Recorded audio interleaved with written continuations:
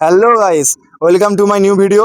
তো আজকে আমি তোমাদেরকে একটা এমন রহস্যময় সুপারি বাগানে নিয়ে এসেছি। বাগানটা দেখতে মনে হবে, দিনের বেলাতে মনে হবে যেন কিছুই নেই। বাট যখনই রাত্রি হয়, যখনই সন্ধে হয়, তারপর থেকে এমন কিছু রহস্যময় জিনিস দেখা যায় যেগুলো ক্যামেরাতেও ধরা পড়বে না, মানে খালি চোখে না দেখলে বিশ্বাস করতে পারবে না। তো এই বাগানের ভিতরে কেউই আসে না, খুব একটা কেউ আসে না।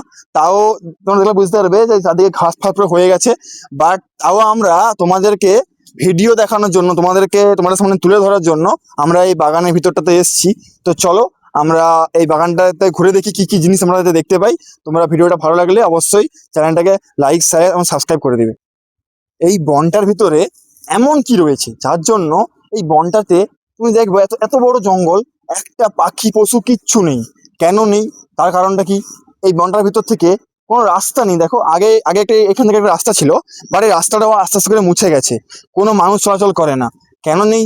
তার কারণটা হচ্ছে এই ভয়ানক ব্যাপারটা। তোমরা বিশ্বাস করবে না, আগে এইদিকে অনেক বাড়ি ছিল। আসলে দেখাচ্ছি তোমার সাথে, চলে আসো।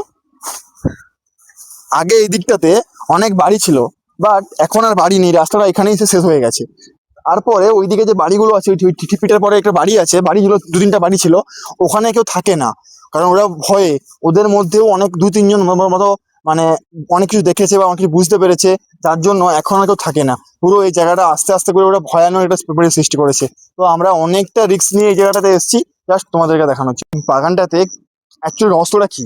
অ্যাকচুয়ালি রহস্যটা হচ্ছে, মানে তোরা বললে বিশ্বাস করবে না, এখানটাতে যদি কেউ মানুষ নর্মালি রাত্রিবেলা হেঁটে হেঁটে যায়, যদি কাছ থেকে হেঁটে যায় বা সাইকেল নিয়ে বা কিছু নিয়ে যায়, এমন কিছু আর্তনাদ শুনতে পায়, চিৎকার শুনতে পায়, মানুষের ভয়ে মানে শরীর শিউড়ে ওঠে।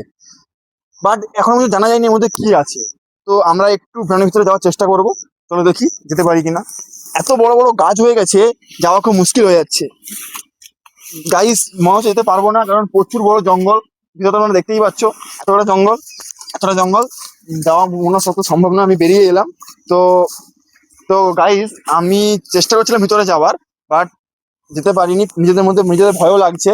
তো আমি চেষ্টা করব, যদি তোমরা এই ভিডিওটাতে পুরো 100K লাইক করো বা 100K ভিউজ আসে, তাহলে তোমাদেরকে আমি একদিনকার নিজের জীবনের রিস্ক নিয়ে সন্ধ্যেবেলা বা রাত্রিবেলা এসে তোমাদেরকে এই জায়গাটা সিনটা আমি দেখাবো।